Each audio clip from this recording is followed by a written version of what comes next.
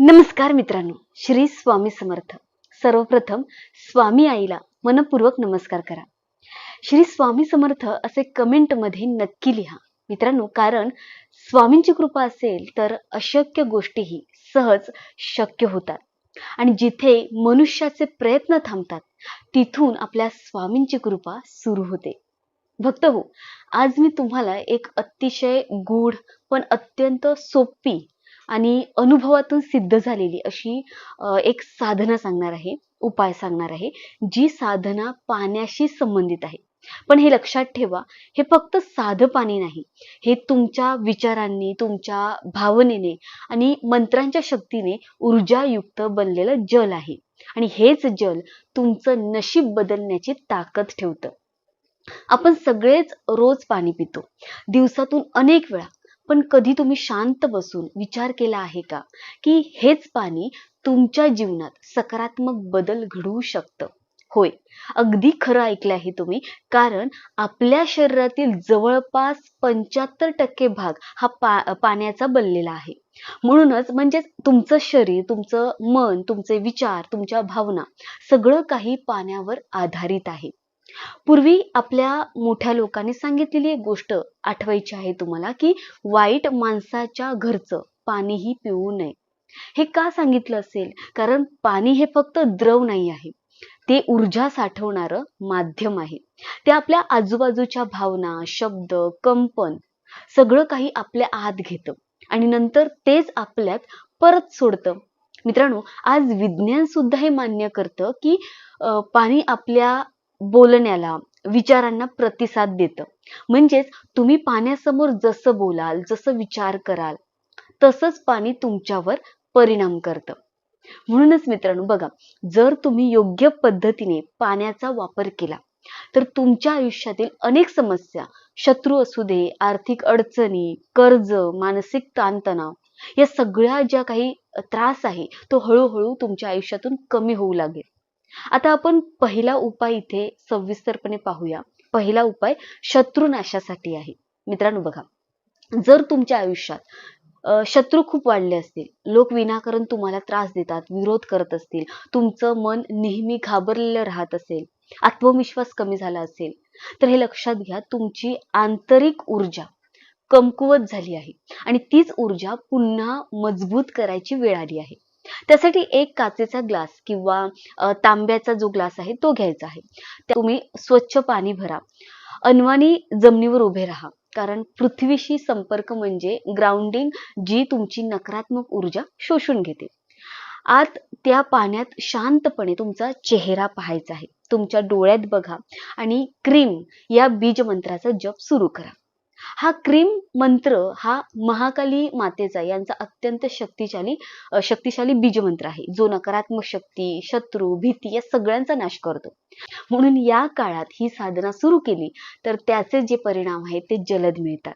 मित्रांनो, क्रीम मंत्र साधना करण्याची योग्य पद्धत काय आहे ते पाहून घ्या. आता यासाठी योग्य वेळ कोणती?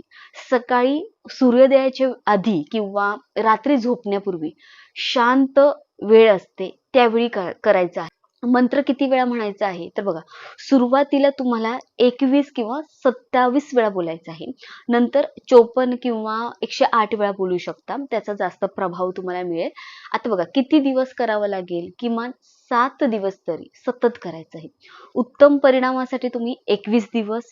शेवटी पाण्याचं काय करायचं आहे तर बघा, साधना झाल्यावर ते पाणी घराच्या बाहेर झाडाला टाका किंवा वाहत्या पाण्यात ते सोडायचं आहे. हे सर्वात योग्य मानलं जातं. ते पाणी तुम्हाला प्यायचं नाही, कारण त्या पाण्यात तुमची जी नकारात्मक ऊर्जा आहे ती उतरली जाते आणि ती सगळं पाणी आहे ते झाड शोषून घेतं.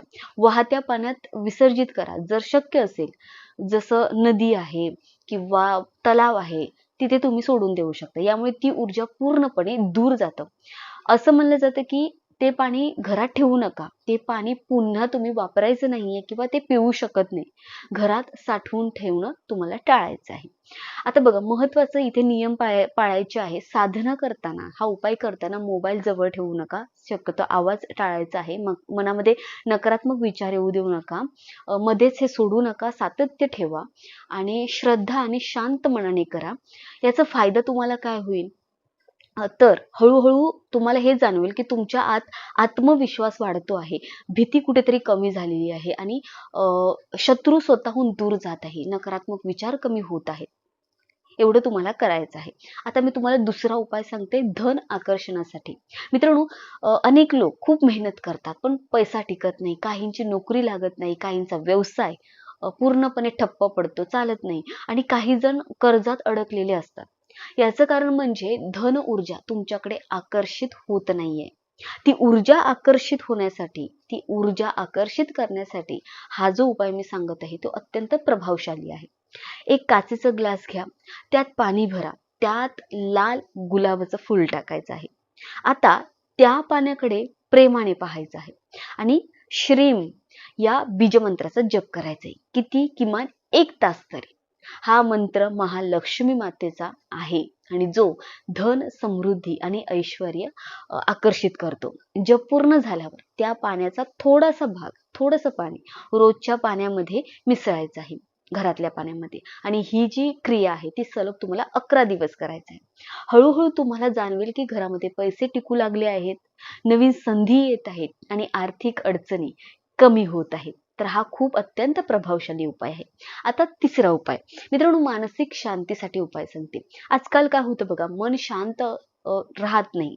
मन शांत नसणं ही सर्वात मोठी आजकाल समस्या झालेली आहे. चिंता, घाबरटपणा, झोप न लागणं हे सगळं आजकाल वाढत चाललेलं आहे. तर रात्री झोपण्यापूर्वी 1 ग्लास पाणी घ्या. दोन्ही हातांनी ते धरून डोळे बंद करा आणि आपल्या मनात शांतता, आनंद, समाधान या भावना निर्माण करा. जसं तुम्हाला आयुष्यात हवं आहे तसं चित्र डोळ्यासमोर आणा आणि 108 वेळा ओम या मंत्राचा जप करायचा आहे. नंतर ते पाणी हळूहळू तुम्हाला प्यायचं आहे. हे करताना तुमच्या भावना पाण्यामध्ये उतरतात आणि ते पाणी तुमच्या शरीरात जाऊन मन तुमचं शांत करतं. आता चौथा उपाय, अचानक धन लाभासाठी. प्रत्येक गुरुवारी सकाळी तांब्याच्या भांड्यात पाणी घ्यायचं आहे. त्यात थोडी हळद टाकायची आहे आणि सूर्याला अर्घ्य अर्पण करायचं आहे, जल अर्पण करायचं आहे. ओम सूर्याय नमः या मंत्राचा जप करायचा आहे. मनात आपल्या इच्छा त्यावेळी स्पष्ट बोलायची आहे.